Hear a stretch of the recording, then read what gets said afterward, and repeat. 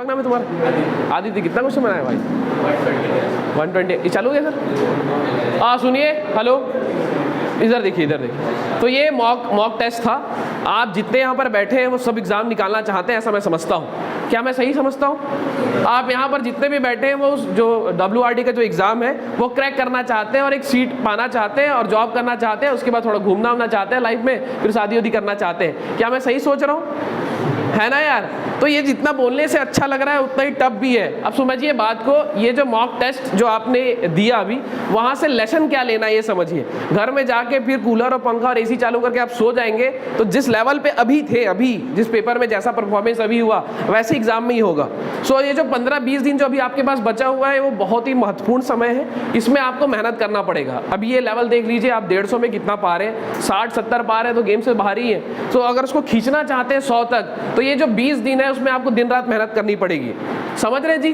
सो mock test से lesson लीजिए, ध्यान दीजिए। पहली तो जो लेट आ रहे हैं, समझना, आप एग्जाम में 1 घंटा पहले पहुंच जाइए। सर 1 घंटा ज़्यादा होता है भाई, कम से कम आधा घंटा पहले पहुंचिए।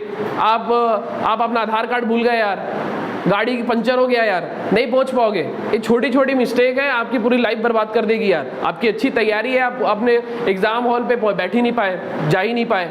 समझ गए क्या? पहला लेसन ये, जो लेट आए हैं आप एग्जाम हॉल पे समय पे पहुंचिएगा। समझ रहे जी? पहला चीज, आपका ID प्रूफ आपने लिया तो था जेब से, लेकिन जब आप गाड़ी चला रहे थे तो वो निकल के नीचे गिर गया यार। आपने तो सोच रहे हैं मैं ID प्रूफ ले लिया हूँ, वहां जाके पता चला आप ID प्रूफ नहीं लिए और आप 5 मिनट पहले एंटर कर रहे हैं मस्त, और उसके बाद देख रहे हैं तो ID प्रूफ ही नहीं, आपको घुसने ही नहीं दिया गया। अब पढ़ रहे हैं, दिन रात पढ़े थे आप, रात भर पढ़े थे, टेस्ट दिया था आपने, 200 टेस्ट दिया था आपने, 10,000 क्वेश्चन बनाए थे। इस पूरे जनवरी में मिनिमम आपको 10,000 क्वेश्चन बनाने ही चाहिए थे। आप पता नहीं, आप खुद गिन लीजिए 10,000 क्वेश्चन बनाया कि नहीं बनाया। तो 10,000 क्वेश्चन तो बनाने चाहिए। पहला ये, इस मॉक टेस्ट से आपको सीखना है, लेसन लेना है कि आप समय पे पहुंचे।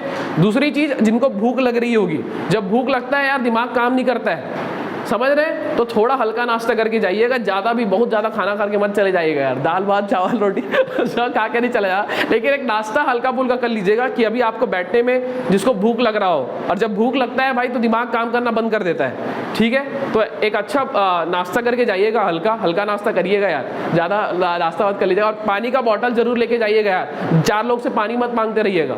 समझ रहे हैं? सर पानी मुझे दे दीजिए सर पानी, वहाँ पर, यहाँ तो हम दे दिए आपको इजीली, वहाँ पर चिल्लाते मत रहिएगा। ठीक है, फुल कंसंट्रेट होके करना है। समझ रहे हैं क्या? पहली चीज समय पे आइएगा, दूसरा चीज भैया नाश्ता उस्ता करके जाना। समझ रहे हो जी? और तीसरा समझिए बात को, भाई साहब इधर देखो, तीसरा ये समझिए कि आप जो पेपर अभी दिए हैं उससे आपको क्या समझ में आया? अभी जो आप पेपर दिए, आपकी तैयारी कैसी है? थोड़ा सा लग रहा है अंदर से, कुछ लगा, कुछ फील होता है कि नहीं होता यार? देखो यार, जो हम तैयारी तो हम भी किए, जब जो रियल में तैयारी करता है उसको फील होता है, उसको अंदर से गिल्ट आने लग जाता है जब क्वेश्चन नहीं बनता, और थोड़ा सा टेंशन होता है कि क्वेश्चन क्यों नहीं बन रहा, कौन सा क्यों सारा तो सेगमेंट पढ़ा था मैंने, मुझे याद क्यों नहीं आ रहा। तो ध्यान दीजिए, आप अभी पेपर जब बनाए हैं, अभी हम आपको आंसर की भिजवा देंगे, शाम तक का प्रोसेस होगा वो। तो आप जब भी आप क्वेश्चन वहाँ पर बनाएंगे एग्जाम में, कम से कम मिनिमम 3 राउंड में पेपर बनाइएगा। मिनिमम 3 राउंड से ज़्यादा 5 राउंड हो जाए, वो 6 राउंड हो जाए। क्या बोल रहे हो सर? कहने का मतलब ये, जो 150 क्वेश्चन है ना, वो 3 बार पलट लीजिए, इतना आप ऐसे कीजिएगा। ध्यान दीजिए, पहले राउंड में सिर्फ ऐसे ही क्वेश्चन बनाइएगा जो सिर्फ थ्योरेटिकल है और सिर्फ कंसेप्चुअल है, मतलब 1 लाइनर क्वेश्चन। एक बार आपने देखा और आपको आंसर मालूम है। कोई भी क्वेश्चन ऐसा जो न्यूमेरिकल अप्रोच का है, जिसमें जो आपको क्वेश्चन आता है उसको आप बिल्कुल भी अटेम्प्ट मत कीजिएगा, बिल्कुल वो आता हो, आपने बहुत बार प्रैक्टिस किया हो तो भी। समझ रहे हैं जी? न्यूमेरिकल में बहुत प्रॉब्लम होता है और वहाँ पर फियर रहता है यार, उसका प्रेशर भी रहता है एग्जाम का। तो आप सिर्फ और सिर्फ पूरे 150 में पहले राउंड में ऐसे क्वेश्चन बनाइएगा, और पहले तो उसके पहले क्वेश्चन बनाने के पहले सेगमेंट आप देख लें कि मुझे टेक्निकल में जाना है कि नॉन टेक्निकल में जाना है, पहले सेगमेंट में। समझ रहे हैं यार?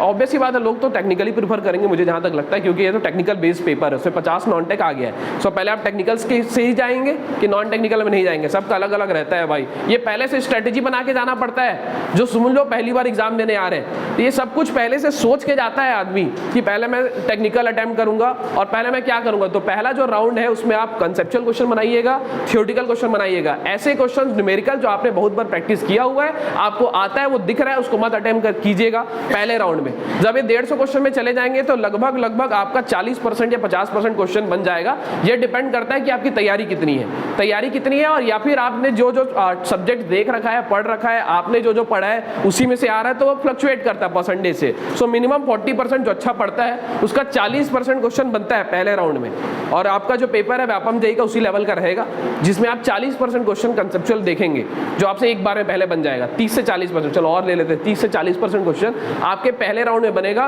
बिना कोई सोचे, बिना कोई दिमाग लगाए, बस वो आप पढ़ेंगे, आपको वो याद है, बन जाएगा। आप पढ़ेंगे, याद है, बन जाएगा। जब ये ऐसे क्वेश्चन, थ्योरेटिकल क्वेश्चन में कोई क्वेश्चन आपको याद नहीं आएगा यार, सुनना, थ्योरेटिकल कंसेप्चुअल क्वेश्चन में पहले राउंड में जब आप बनाने चलेंगे तो कुछ आपको याद नहीं आएगा, उसको छोड़ देना यार। जबरदस्ती का टिक मत लगाना कि पहले राउंड में मुझे थ्योरेटिकली कंप्लीट करना है, उसको निपटाना है, तो मैं उसको टिक लगा दूं। अगर आपको याद नहीं आ रहा है, थोड़ा पढ़ा हुआ है, वो सेकंड थर्ड राउंड में याद आता है यार। जो मॉक टेस्ट दिया होगा मेरी बातों को समझ पा रहा होगा, और जो नहीं दिया है, पहली बार है, उसको मैं समझाने की कोशिश कर रहा हूँ अपने एक्सपीरियंस से, तो थोड़ा कुछ सीखिए यार। तो पहले बार में आप बनाएंगे basic question, theoretical question, conceptual question, उसमें भी कुछ क्वेश्चन नहीं बनेगा तो उसको आप छोड़ दीजिएगा। जब सेकंड राउंड आप आएंगे, ध्यान देना, जब सेकंड राउंड आएंगे तो सिर्फ फॉर्मूला बेस्ड क्वेश्चन बनाएंगे। बहुत बड़ा कुछ पैराग्राफ दे रखा है, कुछ डायग्राम दे रखा है, उस पर आप नहीं जाएंगे। ऐसे क्वेश्चन का चयन करेंगे सेकंड राउंड में जो सिर्फ फॉर्मूला बेस्ड है, एक छोटा सा फॉर्मूला है और उसमें बस वैल्यू पुट करनी है, दैट्स ऑल, उसके बाद वो बन जाएगा आपका। उसी सेकंड राउंड में आप जो बेसिक क्वेश्चन, कंसेप्चुअल क्वेश्चन जो छूट गया था उसको एक बार और देखते चलिएगा आप, तो वो सेकंड टाइम में याद आ जाता है या थर्ड टाइम में याद आता है। क्या बात करते हो सर, कैसे याद आ जाएगा? आता है। अगर आप पढ़े हैं पहली बार में, अगर आपको थोड़ा सा लग रहा है कि ये बी होना चाहिए, सी होना चाहिए, वो सेकंड राउंड में ऑटोमेटिकली याद आ जाता है। समझ रहे हो यार? अभी मैं एक्सपीरियंस से बता रहा, आप जो नहीं पढ़ा है, जो कभी नहीं दिया है, उसको समझ ये आता होगा कि पहले बार में जब याद नहीं आता दूसरी बार में कैसे याद आया। कुछ भी बोलते हो सर, लेकिन ये याद आता है। जो टेस्ट दिया हो वो समझता होगा मेरी फीलिंग को, और मैं अपने एक्सपीरियंस को समझा रहा हूँ यार आपको। सो सेकंड बार में फॉर्मूला बेस बनाइएगा और जो पहले राउंड में छूट गया तो उस क्वेश्चन पे गो थ्रू होइएगा। अभी भी याद नहीं आ रहा है, पहले राउंड के क्वेश्चन अभी भी नहीं बन रहे हैं सेकंड में, तो छोड़ दीजिए।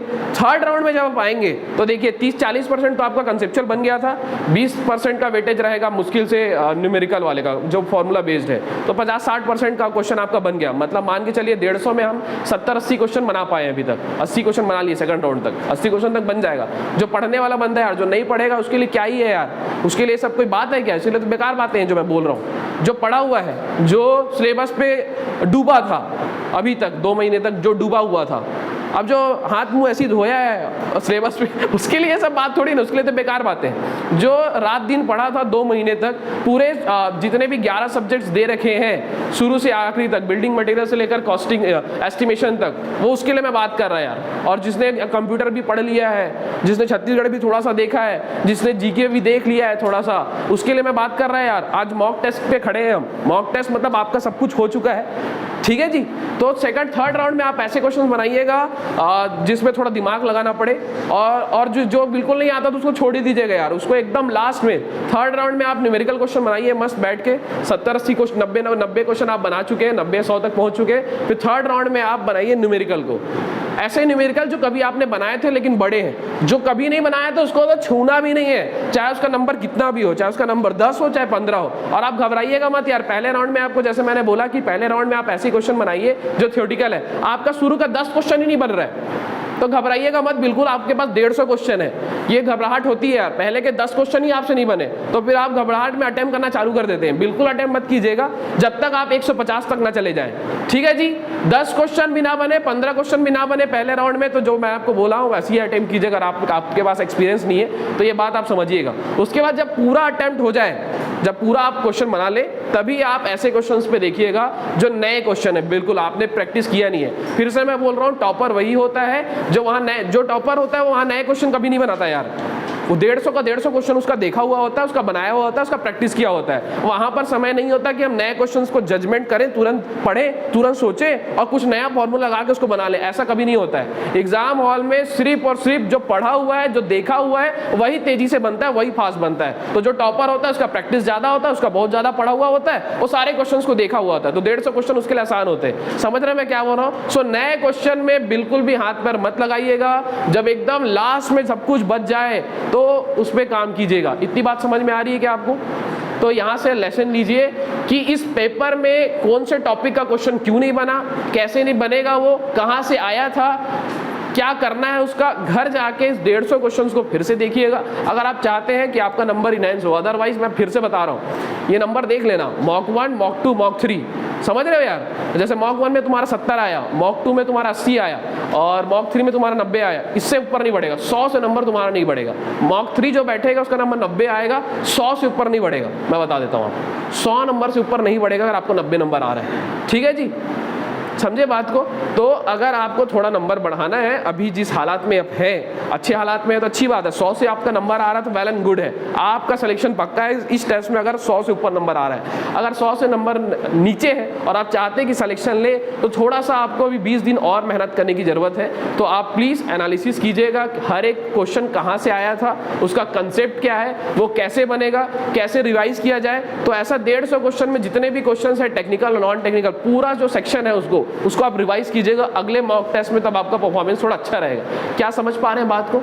तो यहाँ किसको घर जाने के बाद इसको तुम फेंक दोगे और फिर जब मॉक टेस्ट देने आओगे तो वैसे ही परफॉर्मेंस रहेगा, फिर उसके बाद फेंक दोगे, फिर तीसरा टेस्ट देने आओगे तो फेंक दोगे, जब आप एग्जाम फाइनल एग्जाम में देने आओगे, फिर से बता रहा हूँ जितना नंबर पाया उससे 10 से 15 नंबर ही ऊपर होगा, उससे नीचे भी हो सकता है, उससे ज़्यादा नहीं होता यार, समझ गए बात को। तो अभी भी आप एनालिसिस कीजिए, डर अंदर आ जाना चाहिए। अगर आप सीरियस एस्पिरेंट हैं तो डर होना चाहिए आपके अंदर, आना चाहिए कि अब मेरा क्या होगा। और घर जाइए, खाना वाना खाइए, सोना है तो सोइए, नहीं तो पढ़ना फिर से चालू कर दीजिए, ठीक है यार। समझ पा रहे हो क्या। तो लेसन लेना जरूरी है इस मॉक टेस्ट 1 से, ताकि आप मॉक टेस्ट 2 में आपका नंबर इनहेंस हो पाए।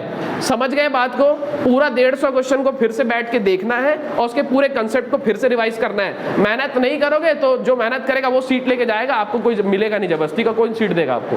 तो आप देख लीजिए, आपको मेहनत करना है, सीट लेना है तो मेहनत करना पड़ेगा। अदरवाइज कोई वहां पर कोने में बैठ के पढ़ाई कर रहा होगा, आपको क्यों मिलेगा वो सीट। तो आप देखिए 150 क्वेश्चन जो आपसे नहीं बने, क्यों नहीं बने, कैसे बनेंगे, उसका कंसेप्ट क्या है, उसके आगे पीछे भी रिवाइज कर लेना है यार। सुन रहे हो यार। जैसे फ्लूइड स्टडी का कोई क्वेश्चन आया तो फ्लूइड स्टडी का क्वेश्चन यहाँ से आया, वहां देखा, उसके आगे पीछे का कंसेप्ट भी रिवाइज मार लिया। काइनेमेटिक्स का आया, वहां आया, पूरा काइनेमेटिक्स को रिवाइज मार लिया। ऐसे आप करके मॉक टेस्ट 2 में अगर आएंगे तो आपका नंबर अच्छा होगा, नहीं करेंगे तो कुछ नहीं होगा, और ऐसे भी कुछ नहीं हुआ और आगे भी कुछ नहीं होगा, और ऐसे ही चलता रहेगा। अगर आप मेहनत करते हैं अगले टेस्ट के लिए तो आपका नंबर अच्छा होगा, ठीक है जी। तो मैं आशा करता हूं कि आप मॉक टेस्ट 1 से आप जो है सीख लेंगे, लेसन लेंगे और इसको मॉक टेस्ट में और अच्छा करेंगे, मॉक टेस्ट में 3 में और अच्छा करेंगे और फाइनल एग्जाम में बहुत अच्छा करेंगे और आपका एग्जाम अच्छा जाएगा। और आप जो है यहाँ पर आएंगे इंटरव्यू के लिए, आएंगे ना यार, आएंगे कि नहीं यार। हाँ आएंगे इंटरव्यू के लिए ना, आप आओगे यार।